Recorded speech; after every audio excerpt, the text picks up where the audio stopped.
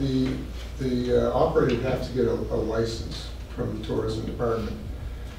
And one of the requirements is that there is a parking space for each room. So that requirement could limit the amount of use for hotel purposes. If you can't provide parking spaces, you won't be able to rent hotel rooms. So there would be no, that's the same regulation that all accommodations would have, and there wouldn't be any unlevel playing field.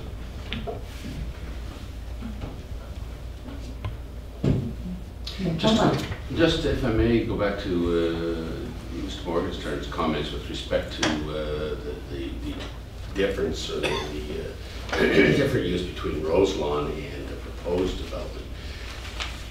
I wasn't here when that was built, but I could see the argument in the discussion that went around the day that you had this motel, I believe first, this cottages, rentals for summer, chose to say, well, what are we going to do now? You know, we've got 4 months or 3 months or 2 months of rentals. What are we going to do for 8 months? I don't know, put them into apartments. Well, I can imagine they were going to turn those now into full-time apartments to offset 8 months of vacancy as opposed to 4 months of vacancy. I think it's the same thing. It's just one came before the other. I believe the motel came first, and then the full-time rentals on an 8-month basis. That, I think, in the day was probably an unfair advantage for many people who were renting apartments by the year, annually, 12-month leases, as opposed to the 8-month leases here, and I don't need them because I got 4 months of summer. So I think the argument's much the same. I just think we're dealing with a different animal. And as far as Mr. Madsen's proposal, I think it makes a lot of sense, so we can get on to the next item and see where everybody is. And move it, just, as Steve said, it's just, it is a report back to council for their consideration. Okay, I'll take the advice. Do we want to go around the table? We're discussing, or we're just saying basically yay or nay on the use of accommodation for tourism. Beginning with Jim Morgenstern. With respect, that wasn't the issue that I raised, and so I don't want to prolong this either. The issue that I raised was whether or not two uses on the same. Yes, and whether that, because of a specific, because we were adopting that as policy, we were contributing to a competitive disadvantage. That's the issue. I don't know the answer, but my sense is that we may be. It's not about whether they have to conform to the provincial legislations and whether we ultimately get the parking and taxing. We will do all that.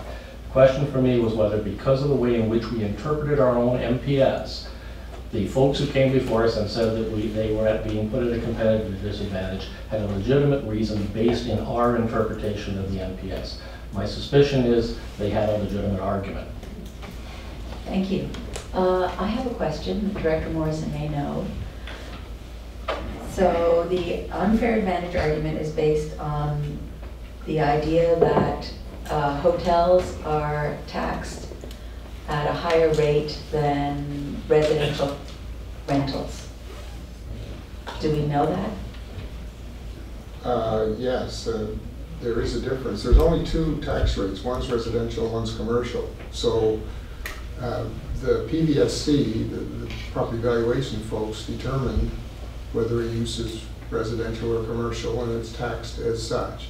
If it's determined to be a hotel, well, that does get a commercial tax rate, which would be more than a residential tax rate. Thank you. Just, if I might though, I think I also heard that there are other hurdles that the operator of such a facility has to clear, such as parking, providing parking. And so if the operator of this facility wanted to operate it as a hotel, they would have to be licensed to do that in order to do that within WOFO. And we are somehow going to ensure that those licenses are acquired. And the licensing people are going to ensure that the operator meets the criteria, right? And I assume somehow those 2 systems talk to one another, and an appropriate valuation for the property is reached by PVSC because of its role as an accommodation, similar to a hotel. Correct? Correct.